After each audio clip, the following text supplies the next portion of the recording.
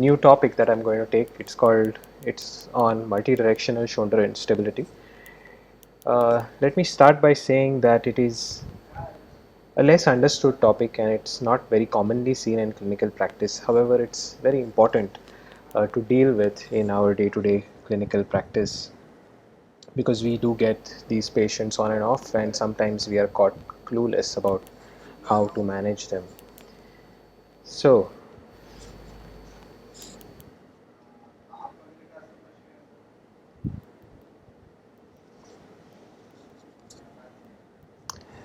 yes, before we start, I would request everyone who is here to kindly subscribe to my channel so that we will be able to bring you more and more such interesting talks in the future. So, with that said, let's begin with this topic. So, multidirectional shoulder instability is it's a difficult patient to treat. It is a patient that presents to you with significant amount of problem in the sense that he or they are suffering quite a bit with this condition, where voluntarily or involuntarily their shoulder keeps subluxating. Most often they tell you that my shoulder is loose and it's not in the right place. So we see these patients who come to us. Commonly, these patients, you would have seen these people who are hyperflexible, who can stretch their shoulders here and there. Most commonly, you see them in the circus. So, when they're in the circus, they are good. It's entertaining to watch them. But when they come to us as patients, it's another ball game. So, let's just recap about shoulder instability. So shoulder instability is mainly of classified mainly into two types. The first being traumatic shoulder instability, which has a structural cause and is often unidirectional, which means in one direction, either anterior, posterior, inferior, or superior. And it is often associated with some sort of an MRI finding that we see. So we do see either tears in their anterior-inferior labrum called as Bankart tears. If the tears are at the superior labrum, they are called as slap tears, or if the tears can be in the posterior labrum. And the second type of patient, which is the difficult patient to treat, is called as the atraumatic non-structural multidirectional instability. So non-structural means we do not see any MRI evidence of any labrum tear or any of those things, but the patient still complains. The patient still complains of shoulder instability or feels that the shoulder is unstable. So this is the first subgroup, and at the other extreme is this other subgroup, and a large number of patients lie in between these two subgroups, and that is often called as subluxations, and they keep subluxating.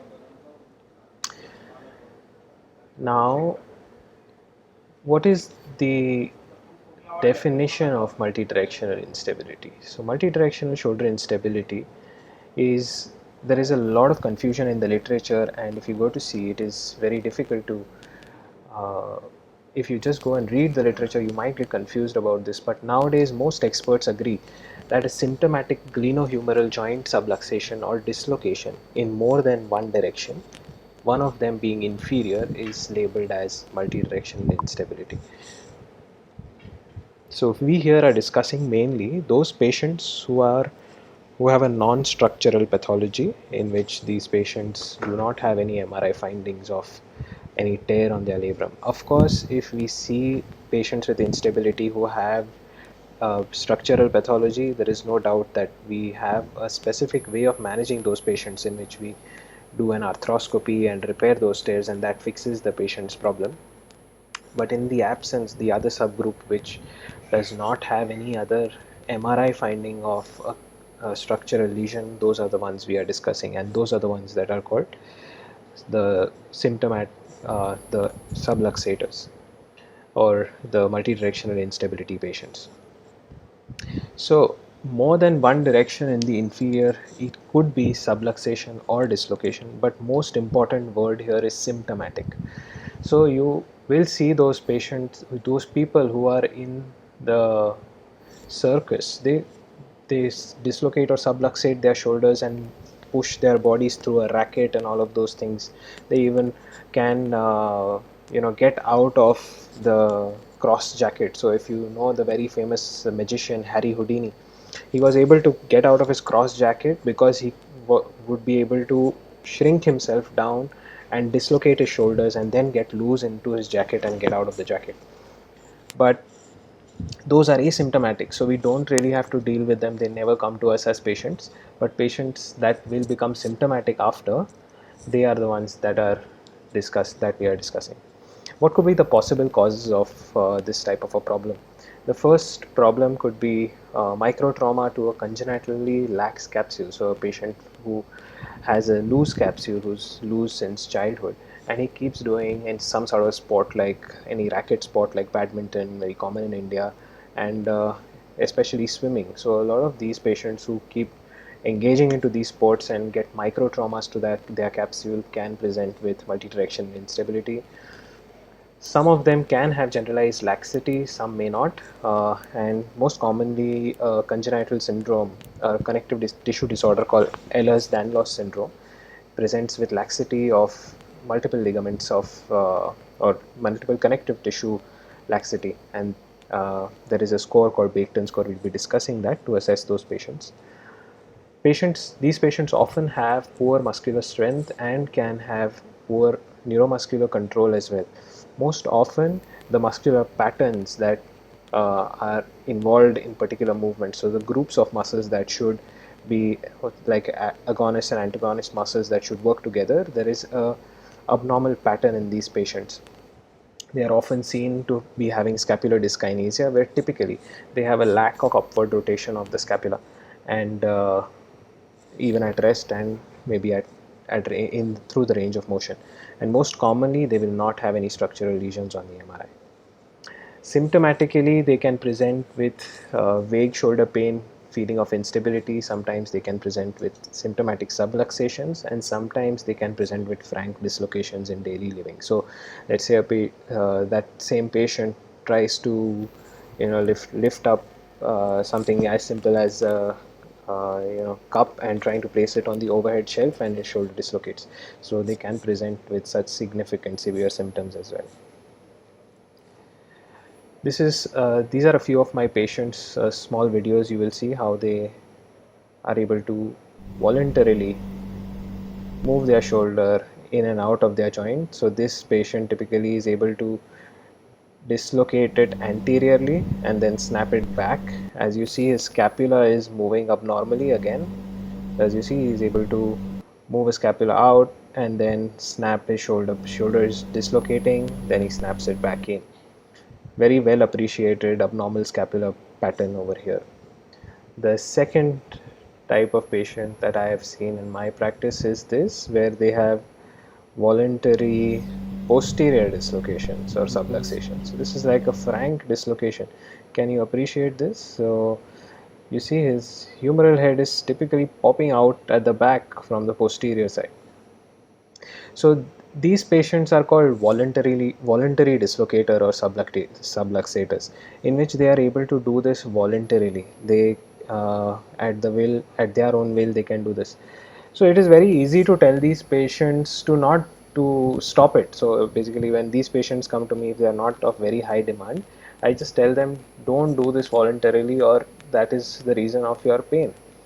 But that's easy to say to these patients. But what if those same patients are athletes? Like, let's say if he's a swimmer, a gymnast, or even a gym goer wanting to do bench press. So every time he loads his shoulder is going to dislocate at the back of the joint, and he will not be able to lift his bench weight. So typically these patients also experience weakness in movement. Okay, so now let's see about how do we examine these patients. Before this, there was no structural pattern in which to examine these patients, but now finally we are at a level of research now that we are able to structurally identify what is the lesion, characterize them, and then go on and proceed to treat them. So Beighton score is a hyperlaxity score. Mainly we see if these patients are hyperlax in other joints as well. So typically if the patient is able to bend his index finger and touch the forearm, if he is able to take his thumb and make it parallel to the forearm, if he has hyperlaxity or hyperextension in his knees, if he is able to bend down with and touch the palm to the floor without bending their knees, and hyperextension of the elbow. So as you see, if these patients have a score of 4 out of 9, then they are characterized as hyperlax. Not necessary that all of these hyperlaxity patients should have symptomatic shoulder dislocation or subluxation, but this is a correlation basically, that if these patients have any of these joints which are loose, then their shoulder may become symptomatic, or they can have this association.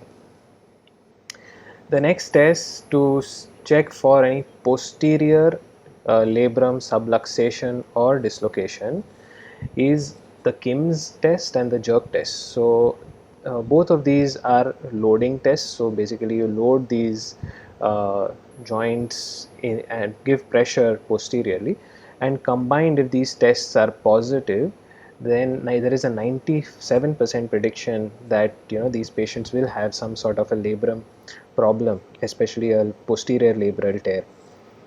And this test is there is a great study done by Dr. Kim, and I've met him personally when I was doing my fellowship in Korea. And this study is based, I mean, these tests are based on his studies. The nitty-gritties or how to perform these tests, there are several videos online, so you may choose to see them. This is another test called the sulcus sign. This will help you guide if there is any inferior subluxation or dislocation. So an inferior subluxator is oftenly Place your arm on the seen top of like the this. acromion and just pull the shoulder downwards. If you see a gap between the acromion and the humerus, So basically when you pull the shoulder downwards, you will be able to appreciate a gap between the acromion and the humeral head. Normally in normal patients you do not see this, but if you see this, and especially in patients who are lax, then there is a good component of inferior laxity. The next test is the load and shift test. So here you are able to decipher whether the so laxity is sit more at the level anterior of the or shoulder posterior. with your leg resting on the stool. Then hold the patient's forearm with your hand and just slide it anteriorly. So here when you slide it You will feel anteriorly, some movement, abnormal movement of the shoulder sliding out of the joint. so if you push anteriorly and it is sliding anteriorly more, then possibly there is a laxity in the anterior capsule. That would be anterior subluxations. When you push downwards and you feel the shoulder sliding out of the joint, that is posterior subluxation. Yeah, so when you push downwards, if you feel that the joint is subluxating posteriorly, that's a good evidence of having some posterior laxity of the capsule. So now we've seen tests to demonstrate this passively, in which the examiner is pulling and pushing and demonstrating some sort of laxity. So the Kim's test helps to locate a posterior inferior labral lesion. The sulcus sign is an inferior capsular laxity. The load and shift test gives us a good idea if there is a laxity in the anterior or the posterior capsule. But then what about those patients who feel it only in particular movements? Let's say all of these patients, some of these patients will come to you and I'll tell you that, doc, I am able to do everything normally, I have no problems, but in a particular stroke of my tennis, especially playing a backhand stroke, I am feeling my shoulder move abnormally and I'm not able to produce the power that I was able to produce. And for those patients especially, we have Dr. Watson has developed a uh, dynamic posterior instability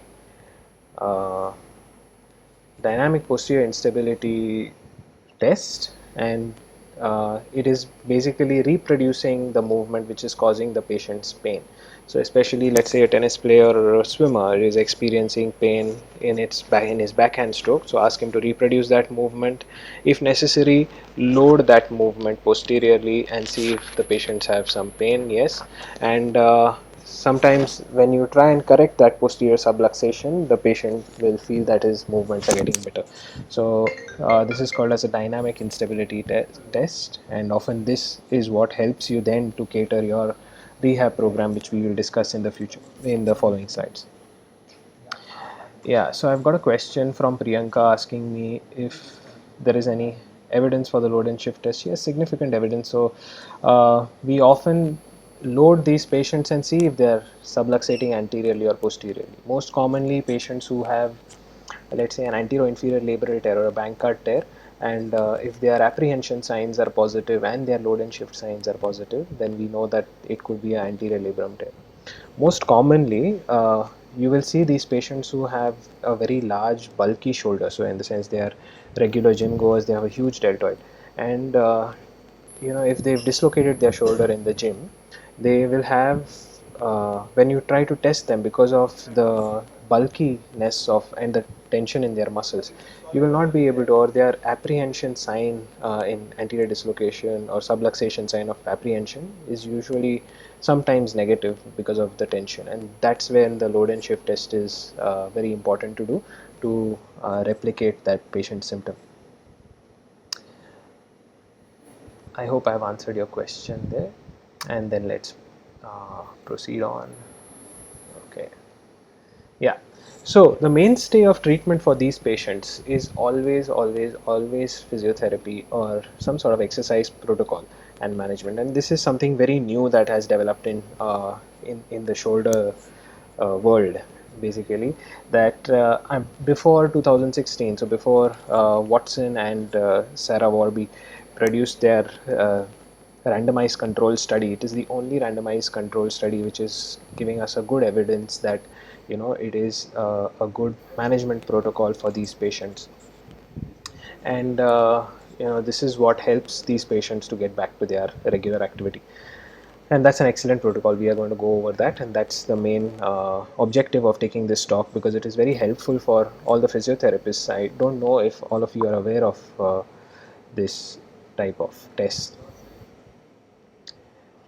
So again, I have a question by Dr. Rupa Mehta asking me, how do we load the patients with for posterior dynamic instability? And it's exactly done like this. So when you ask these patients to go into their point of pain, and if they are already symptomatic, then we know that we don't have to load them. But some patients, let's say these tennis players or swimmers, who go into that position but still do not feel the pain or the symptom in your clinic, but they will tell you, when I play that stroke I feel it. So when they are playing that stroke, basically they are loading the joint. So you have to test it in various degrees of motion and see if you are getting a positive sign or a positive finding. Again, these are I agree that this is a difficult condition to diagnose and treat, because these patient symptoms are again vague, so we don't really know what is the cause of their problems. We don't want to misdiagnose these patients and labeling them as just tendinopathies and injecting them with steroids and then letting them go just for them to come back to us with the same problem again. So we have to cater these tests and see if they are all positive, and then make a good clinical judgment. Again, I have another question by Pritesh asking, sometimes bulky gym patients have good resistance to pain and sometimes difficult to diagnose. So how do you handle them in spite of having a tear? They still overdo it. So yeah, so Pritesh, if we already know that these patients have a tear and they are located on an MRI, then there is no question that these patients will need some sort of a repair. If at all they are not, if the tears are not healing on their own. Most commonly, Bankart tears or anterior or posterior labrum tears or slap tears even have a very low likelihood of healing on its own, and that's what keeps causing their instability, and those patients will need operative intervention. We are not discussing about those patients. I have already taken a talk about them, in which we find these structural abnormalities and we then treat them arthroscopically. But this is a different subject altogether. Here, these patients do not again have any structural abnormality on the MRI. That adds to the confusion, and that's why these tests are important to really go into the depth and see why are these patients symptomatic and then help them. So most commonly the athletic population are the ones that is going to come to you and ask you about these symptoms, and they feel very they start doubting you, or they start losing faith in the medical system because we really do not have a good answer about these questions. And fortunately now, when you start seeing my talk, you will see that we have some answers to them now.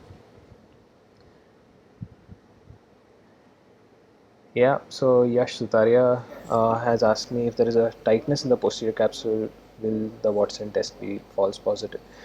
Yes, of course, these patients can have a tightness in the posterior capsule, in which the Watson test is going to give you pain in those conditions. And that itself, tightness in the posterior capsule, will make these patients sublux anteriorly. And that is a condition we need to treat. So, there you go. If these patients do have tightness in the posterior capsule, that's a pathology we have found, and now we have an option to treat them. Okay, so let's proceed on.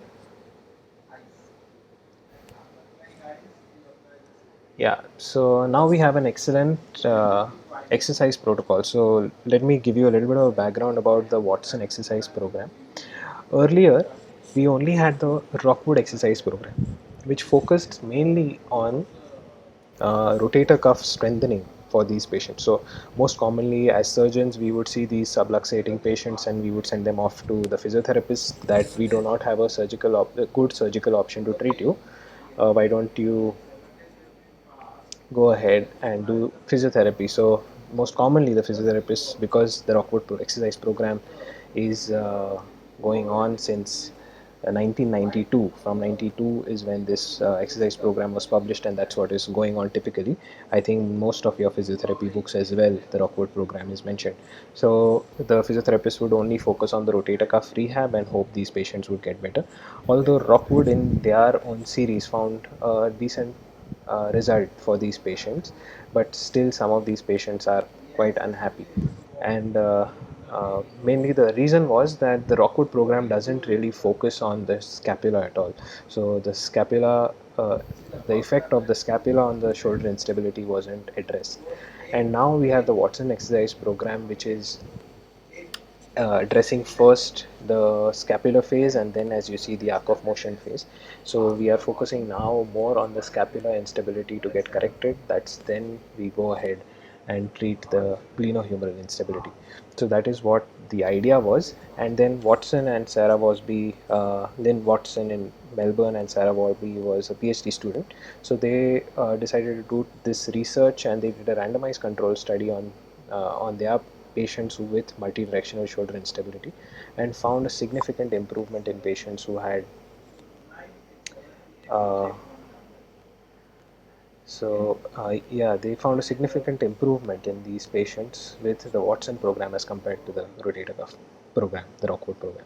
So mainly we are discussing now the Watson's exercise program, and I would be happy if some of you also try and implement this program and see its results. So the first step of this program is to see the assessment and the effect of correction. So as you saw in the previous slide, we are doing the Watson dynamic instability or dynamic stability test, in which we assess if these patients are subluxating posteriorly or inferiorly, and then we apply those corrections and see if the patients are improving.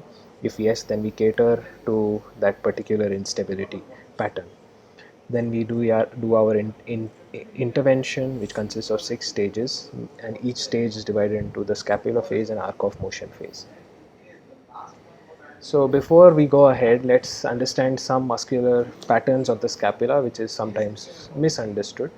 So the scapula is mainly stabilized by the trapezius, which is a large muscle inserting onto the scapula spine. Then we have obviously the rotator cuff muscles, which stabilize more the glenohumeral joint rather than the scapula. We have the rhomboids, which pull the scapula up and cause an inferior tilt. We have the levator scapula pulling the scapula upwards, the serratus anterior rotating the scapula more anteriorly and upwards, and mainly the trapezius is the most important muscle here, which is mainly trying to bring the scapula in a downward rotation. If I am right, no, sorry, the trapezius is trying to bring the scapula in the upward rotation plane. Yeah, so There you go, all the muscles attaching to the scapula. So first we do the assessment and try and correct the scapular movement. So as we have seen previously that most of these patients with instability or subluxations often have a downward rotation, depression and anterior tilt of the scapula, and that's their scapular dyskinesia. So we give them a correction mainly of scapular upward tilt and then assess their strength, as we saw that these patients are weak in their uh, when they are subluxating or they have symptoms. And when we do apply these corrections, so first we correct the scapula in its rotation, and also then as you see we correct the humeral head in its correction anteriorly or posteriorly, and then we check if these patients are improving in their strength, their pain, their range of motion, and if the subluxation is decreasing or not. So first we apply the scapular correction mainly in the upward rotation. We elevate the scapula upwards, putting our arm in the axilla and provide a posterior tilt. And then now we test the patient's flexion and abduction range of motion. And most commonly you will see that when you apply the scapular correction or stabilize the scapula, their range of motion suddenly will increase, or the patients will feel, oh, my symptoms are better. And then the next step is to see if we are able to achieve the same type of an improvement either by pushing the patient in the anterior slide or posterior slide. So basically anteriorly, if you want to slide, we push the patient's humeral head from back to front, and if we want to achieve in patients who feel subluxation anteriorly, we push the humeral head from the front to back and assess these patients again. So after this assessment is important because it is going to help us cater our exercise program based on that. So the first stage of this is to stabilize the scapula.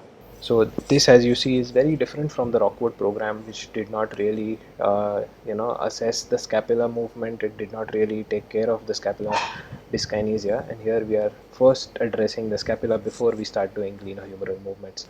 So to regain motor control of the scapula is the aim of this movement. So we are kind of trying to achieve the abnormal, to correct the abnormal scapular pattern. So we want to achieve a superior or upward rotation with a shoulder shrug. So we achieve this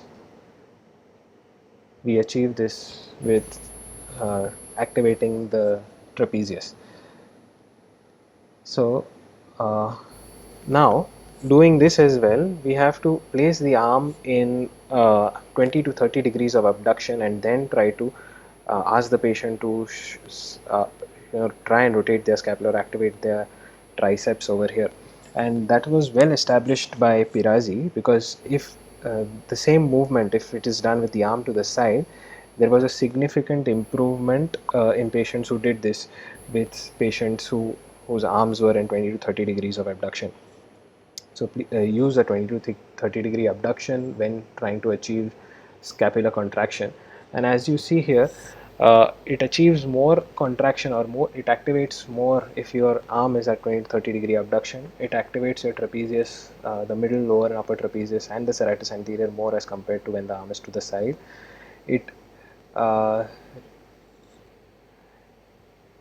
So now here what we are trying to achieve is we are trying to achieve a pattern, muscular pattern here, not particularly working on a single muscle like the Rockwood program. So the entire trapezius and the serratus anterior act in cognizant, and then we have this kinetic chain.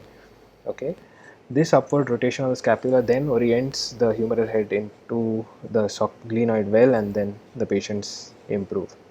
So we need to do typically 1 or 2 sets 20 times, 3 times a day, until the patient starts becoming comfortable. Typically this scapular dyskinesia will take some time to improve, and once they do improve, then we progress on to the next stage of the arc of motion phase.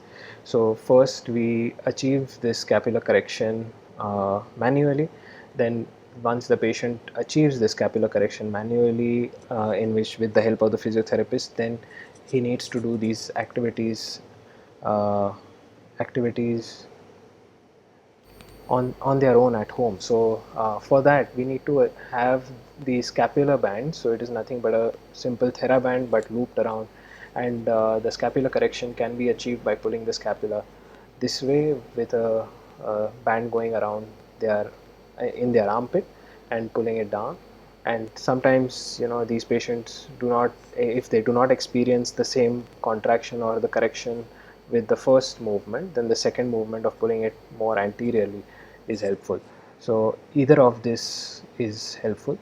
So after the first week of achieving this static phase with the bands and with manual correction, then you can move on to free weights. So then you start giving these patients half a kg weight and ask them to shrug with their arm at 20-30 degree abduction to achieve these the trapezius and serratus anterior pattern. Then you increase the weight to 1 kg for a 5-second hold 20 times, and then the patients will achieve good scapular control. After this you start doing range of motion, so arc of motion exercises. So first initially start with these types of TheraBands. First you load them with at 0 degrees but start doing external rotations. So again, patients who are more lax posteriorly, you start with external rotation. Patients who are more lax anteriorly, you start doing internal rotation. So that helps to strengthen those muscles and build up the pattern. So initially when these patients are able to do this, they have achieved good scapular pattern, and then we can start doing their glenohumeral pattern. So again, as you see here, this is a very important slide, that in external rotation with the scapular resistance band as compared to not using a band, they have achieved and established that on a fine nerve EMG evaluation, that it could achieve more of activation of the middle trapezius, the lower trapezius and the rhomboids, and in internal rotation more activation of the lower trapezius, the rhomboids and the upper trapezius. So these these muscles are activated more with that scapular band. So scapular bands are something new, and I think we should start using them more. I don't think we are using scapular bands at all at the moment. So the second stage then involves, you know, developing.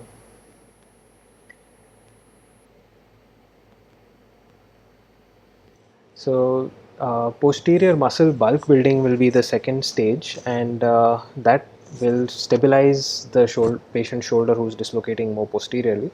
We should strengthen more of the anterior deltoid if we find these patients are subluxating more anteriorly. So we, depending upon our tests, we should cater these exercises. First we focus on the external rotation, then we add the 2 kgs, and after the external rotation with red or green and standing rows at 45 degrees, then we go to build these patients. So first, as we saw, we achieve scapular stabilization, then more external rotation or internal rotation stabilization, and then we are starting to build movement on the glenohumeral. So third stage involves improving movement in flexion. So patients who subluxate posteriorly, sometimes movements in flexion will reproduce their symptoms going posteriorly. Hence, we start developing their strength more in the scapular plane first, and then slowly start going into the sagittal plane. Stage 4 would be to start building movements in the coronal plane. So initially we start with patients at slowly at 90 degrees but no external rotation at coronal plane, and then slowly we start building these patients in the coronal plane. So as you see now, these patients will start developing stability in their scapula, then they will start developing stability in their rotations, slowly stability in their forward flexions, and then slowly stability into their abduction and external rotation movements. So that's what. And then the last part is the deltoid bulk that we have to achieve. So we start pushing these patients to develop their deltoid in these various types of movements, again achieving it with controlling the scapular movement, and then finally sport specific movements. So 6 stages. and these movements are more important for a patient who is a swimmer. So patient especially who are swimmers can achieve this movement. For sport specific movements, there is a very good app developed by the International Olympic Committee called Get Set Train Smarter, and that app basically gives you a lot more exercises which are sport specific. So if your patients, especially these sports individuals who are who feel loose in their shoulder, they have to go through the scapular program and then the arc of motion strengthening program and then do their sport specific exercises. That's a more predictable way of getting them back into normalcy. So what is the take home message from this? We need to start implementing the Watson program because it is evidence based. It is a level 1 randomized controlled study done in 2016 and published in JBJS.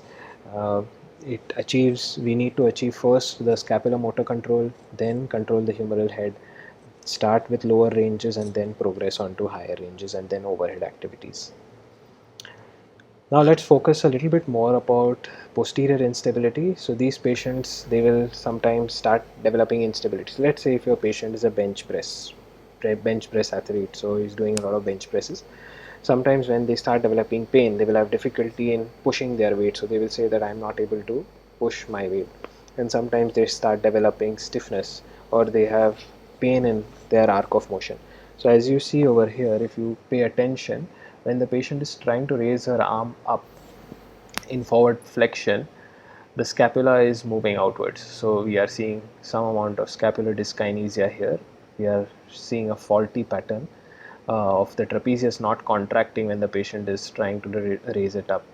You apply scapular correction, and as you see, these patients will automatically improve their forward flexion, and then you start applying humeral head correction. So basically push the humeral head more into the joint and then they will achieve more correction. So this exercise program, we need to have a good diagnosis first before applying it. So if sometimes these patients have a congenitally excessive retroverted scapula, or sorry, the glenoid. So if the glenoid is not straight and it is retroverted, then automatically anatomically these patients will be posterior subluxators. In those patients, these types of exercises may not be very successful. So again, we have to be extremely specific in which these patients do not have any MRI abnormalities of a problem.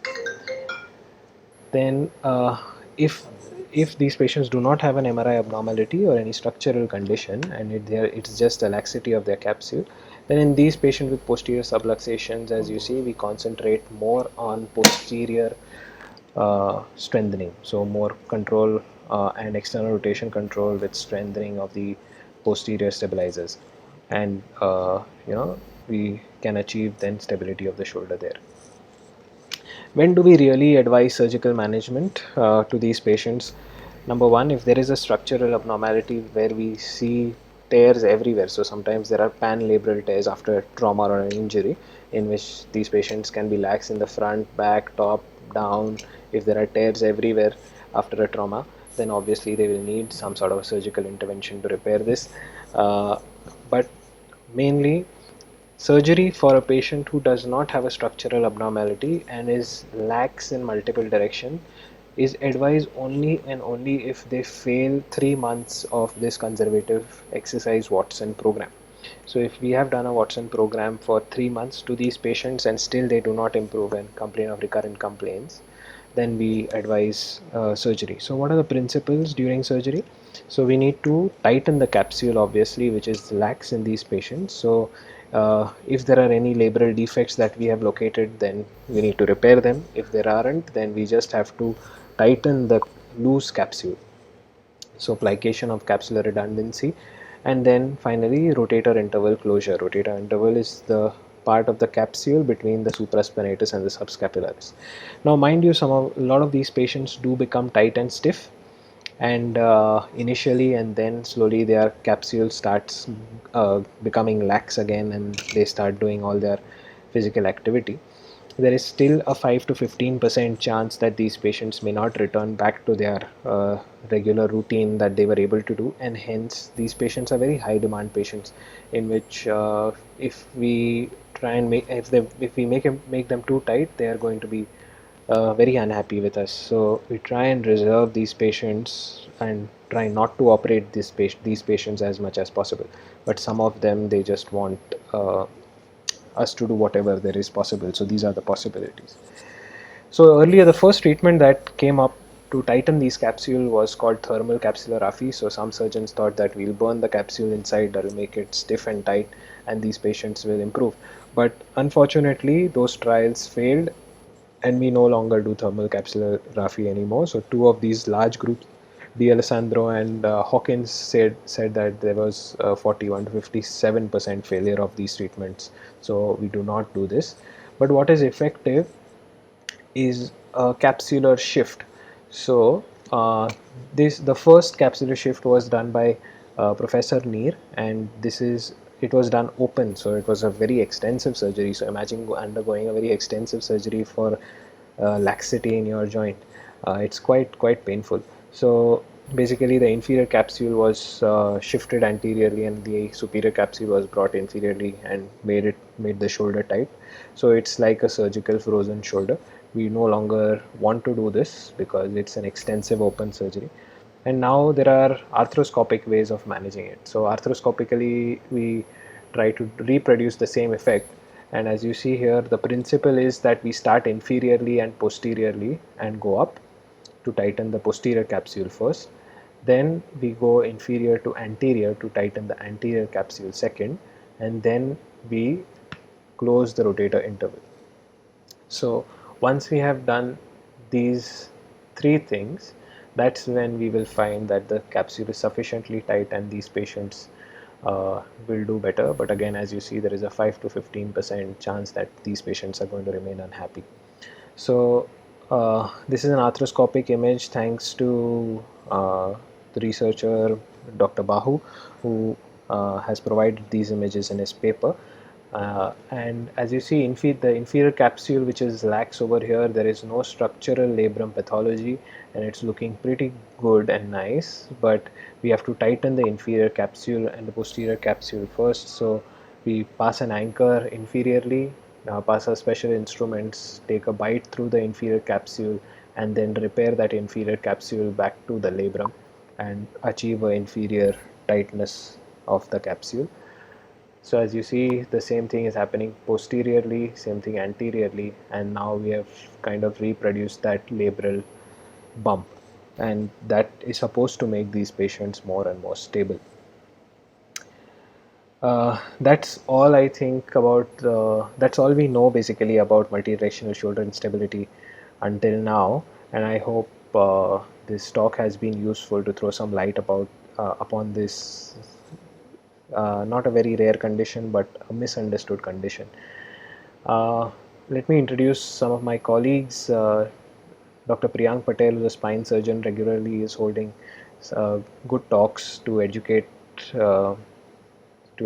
you guys. I am the shoulder surgeon who's practicing exclusive shoulder work. Dr. Miten Sheth is a knee specialist who does exceptional knee work, and Dr. Abhishek Kini is an exclusive foot and ankle surgeon working at various hospitals in Bombay. So I would request all of you, whoever is attending these talks, to kindly subscribe to our channel. So my channel is called Desai Shoulders. As you see here, it's all about shoulder work and shoulders. I hope if the interest is alive, then we'll keep holding these topics again and again, more of these topics again. So with that, let me conclude my talk, and now I'm ready to take a few questions.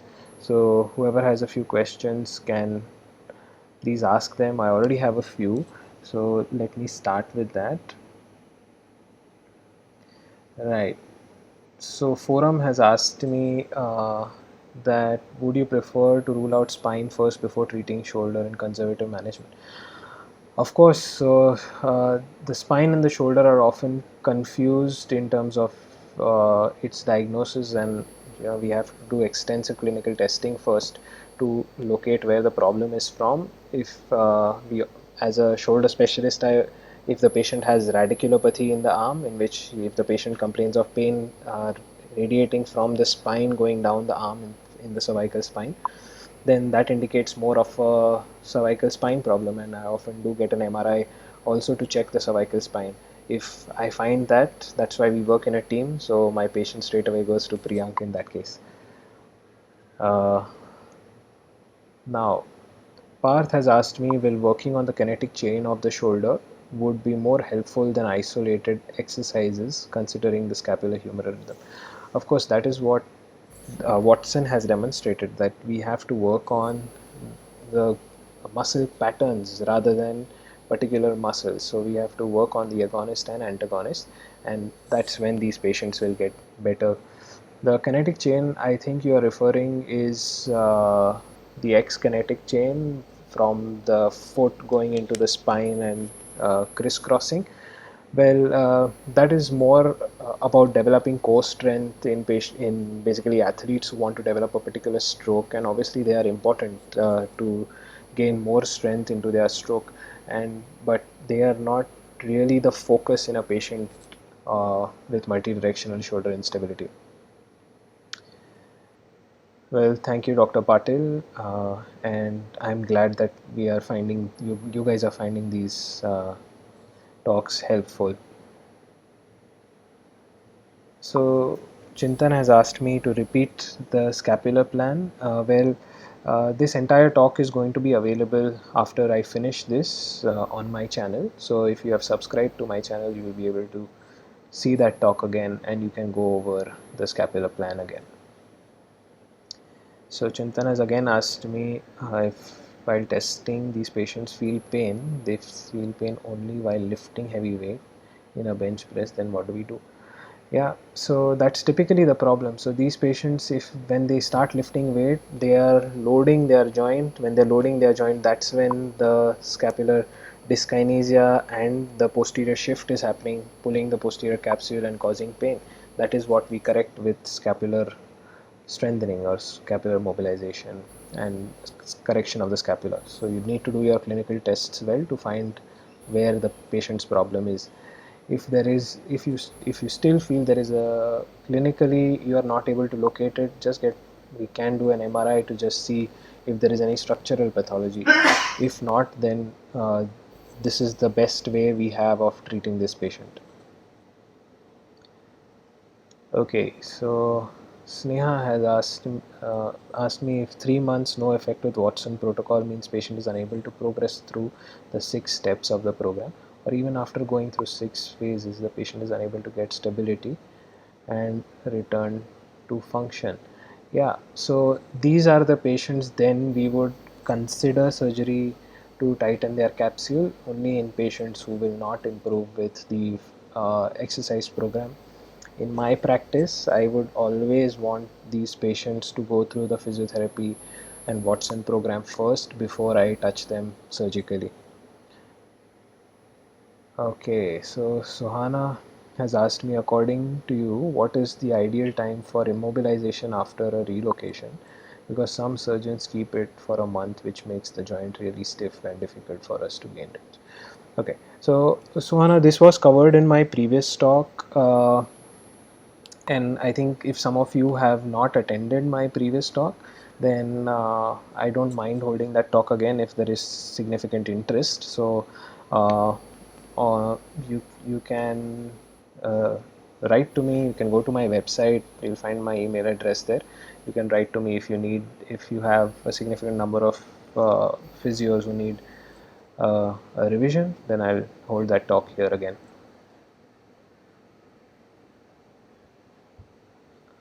Okay, a few more questions.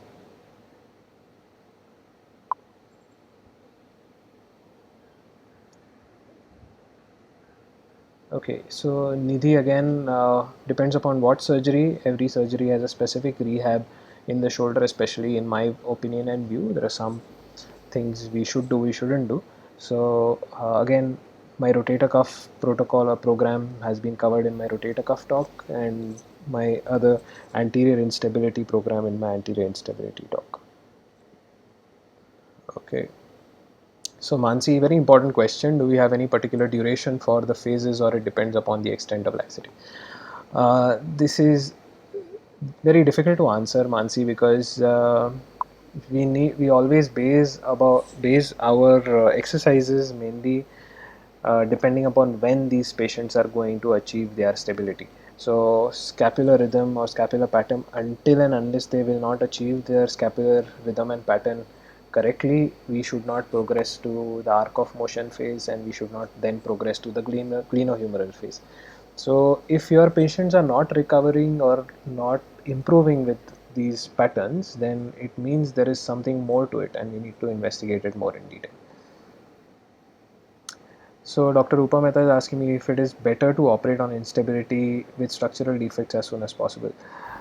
In my opinion, yes, and no also. So yes, in younger patients who are more more active, who are more into sport, and these patients need to get back to their sport very soon. So let's say a cricketer who's had a fall, and if I do not operate his labrum and do not repair it, then we do not know a predictable way about when that labrum is going to heal, if at all it is going to heal or not, and then go through rehab and then go get back to sport. So in active patients, I do advise repairing them earlier than later, but in the later, in the elderly, let's say more than 50-year-old non-demand patients, they can be managed with conservative management as well, depending upon their symptoms. Okay, so Supriya has asked me if thoracic spine stiffness has any involvement in the scapular and shoulder disorders. Yes, of course. So thoracic spine flexibility, as such, thoracic spine, and I think I'll have to speak with Priyank regarding this, but the thoracic spine itself does not have much movements. However, the thoracolumbar spine does have rotational movements. So I think you're referring to scoliosis or kyphosis, and that obviously is going to make the patient posturally deficient, and we need to work on that. If it is really bad scoliosis or kyphosis, it may require correction. So it does affect obviously shoulder conditions as well, and we need to. It's more of a spine related problem than a shoulder problem. So that's Priyank's patient, not mine. Okay. So thank you, Zubeda.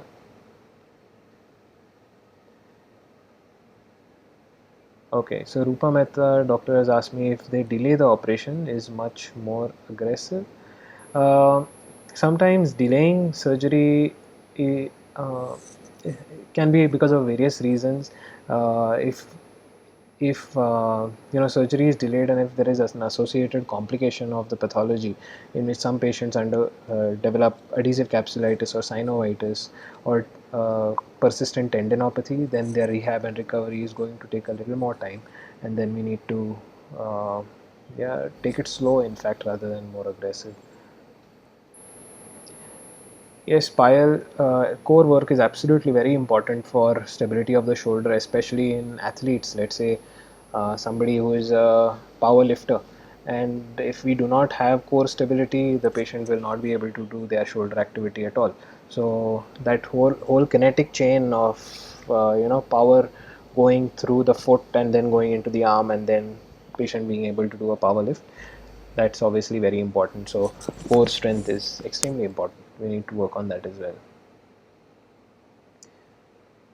Okay. So Zubeda has asked me how special test in shoulder pathology. Unfortunately, I do not understand your question.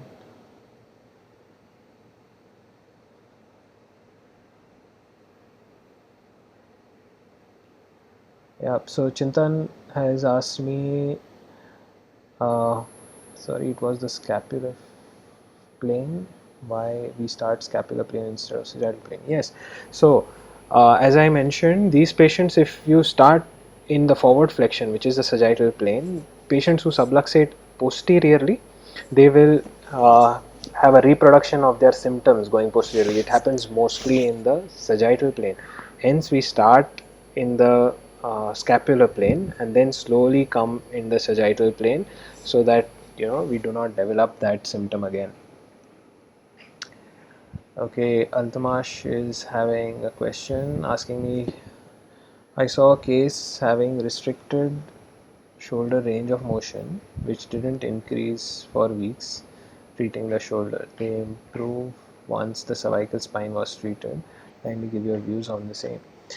Yeah, so it's mainly, I would say, could be a case of pseudo paralysis, in which compression of the cervical spine can cause deficiency in neuromuscular control problems, and hence once the cervical pain improves, it is going to improve the shoulder condition as well, in which shoulder movements would improve.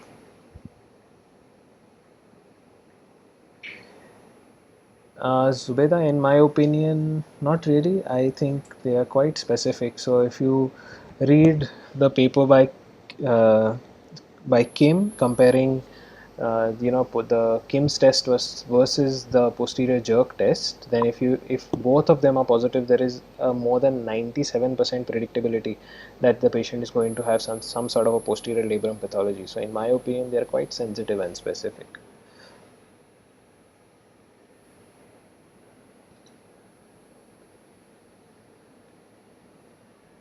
So Diksha, in depending upon what condition you are treating, do we consider closed kinetic chain rehabilitation? That's a very vague question. If it's a particular condition where we can use it or cannot use it, then we can answer that. Okay. Right. So Yash is asking me why to strengthen the deltoid in the last phase. So deltoid, we need to strengthen the deltoid because the deltoid, as you know, has the anterior, middle, and posterior fibers, and they the deltoid itself, when it is working in the kinetic motion, will we need co-contraction of those muscles basically. So if you do an overhead abduction, if your deltoid is not strong, then you're going to subluxate inferiorly. You need to have the deltoid power to hold your arm up in abduction. So we need to strengthen the entire deltoid, in fact. So Payal is asking for sagittal plane stability. Can we start with frontal plane muscles activation? That will be more effective, and any other way.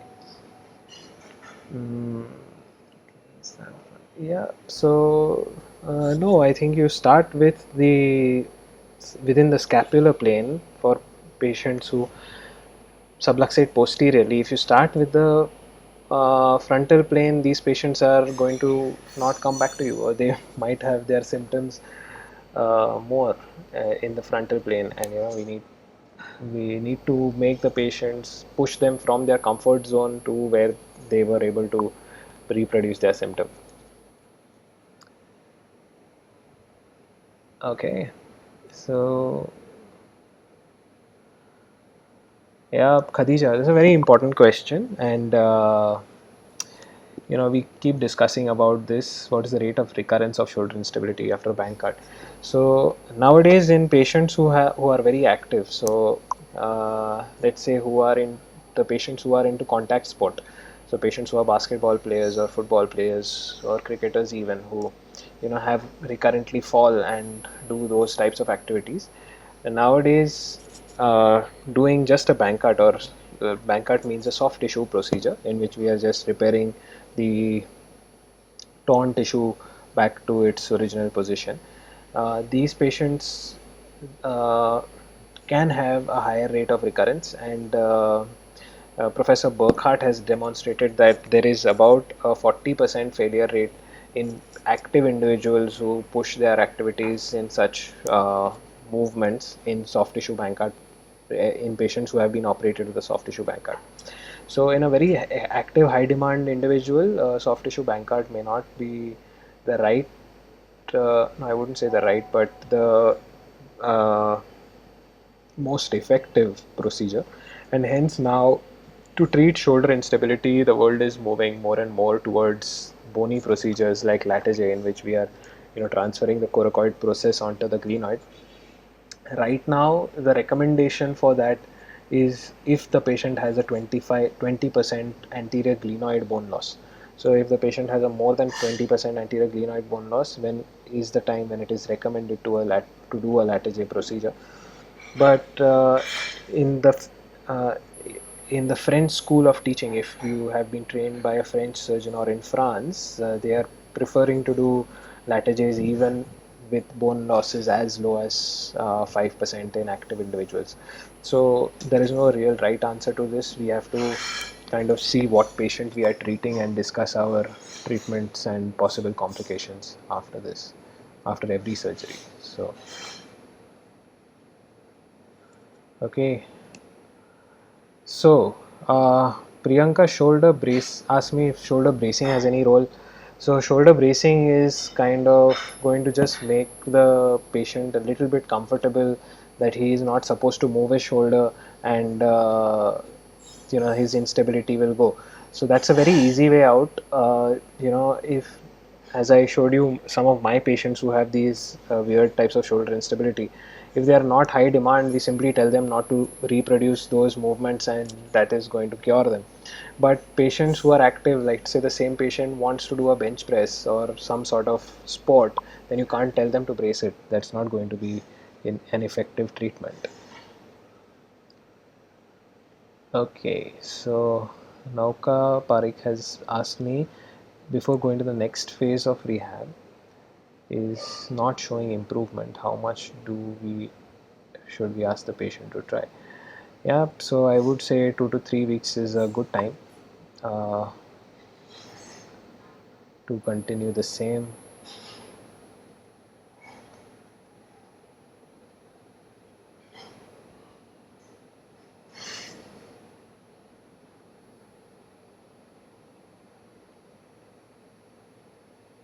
Yeah, so Dr. Bharti Dave has asked me, in some patients shoulder issues are diagnosed, but the root cause is cervical related. So that's why we have to diagnose these patients very well. So if the root cause is cervical, then it needs a spine specialist. If the root cause is shoulder, then he needs a shoulder specialist. Yeah, so Priyanka has asked me a very important question. When do we start proprioception training? So proprioception training is always the last. So that's what is the sport specific training is going to be the kind of proprioceptive training we are aiming for to get these patients back to their sport and pushing their movements into those ranges which was causing them subluxation. So yes, we need to do proprioceptive training, but after we have achieved our basics.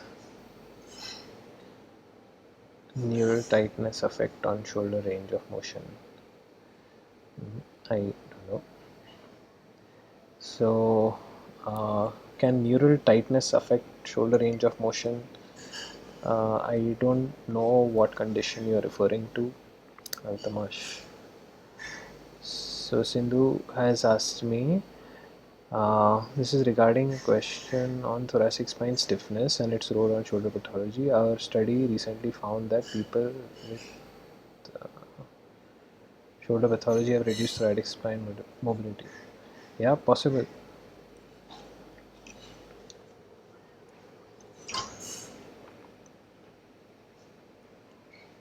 Yes, Altamash, you're absolutely right.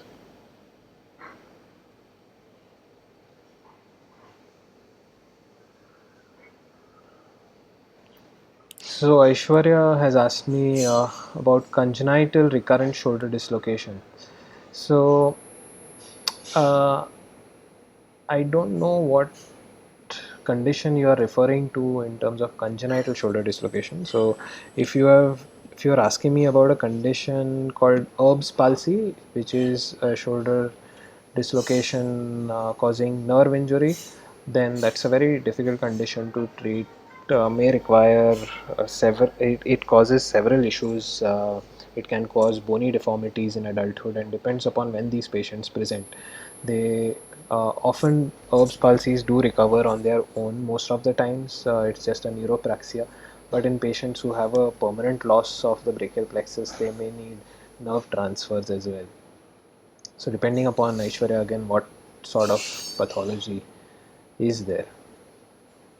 So Khadija has asked me, a patient with recurrent shoulder subluxation but no other symptoms should be surgically intervened or we should go for 3 months of physiotherapy. So yeah, patient with recurrent shoulder subluxation, that's entirely the entirety of my talk here, that if the patient has recurrent shoulder subluxation and if the patient does not have any structural defect on the MRI, which means no tear on the labrum, then of course we need to do the Watson program, assess where is the patient's instability, and then decide about surgery. Whereas if the patient has recurrent shoulder dislocations and you have seen that on your MRI there is an evidence that these patients have labrum tears, then we need surgical intervention to fix these. Otherwise, these patients do not improve. Okay, so I think that was the last question over here, and um, if there are no other questions, I think I can close my talk.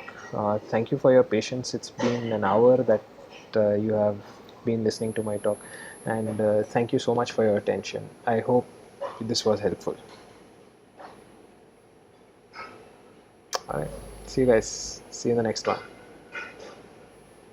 one.